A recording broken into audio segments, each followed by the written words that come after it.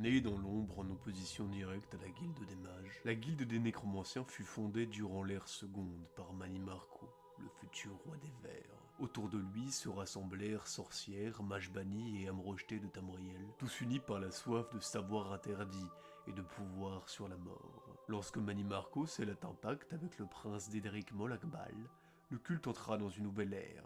Ainsi, en l'an 576, il libéra la coalescence. Les ancres d'Edric déchirant le ciel et des hordes de monstres s'abattirent sur le monde mortel, cherchant à fondre Nirn et Avroglas en une seule prison éternelle.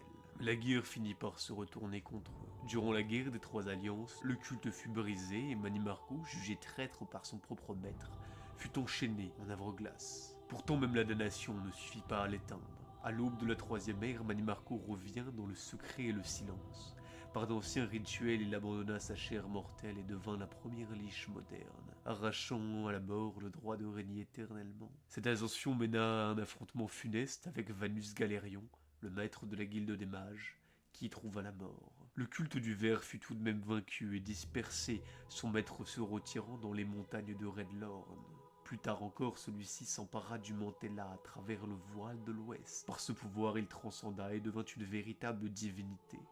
La lune du nécromancien, objet de culte pour les nécromanciens et les Sloan. Et même un dieu peut être enchaîné. Après l'interdiction de la nécromancie, un dernier conflit éclata. Manimarco fut scellé dans une gemme spirituelle noire, permettant aux champions de Cyrodiil de mettre fin au règne du roi des vers.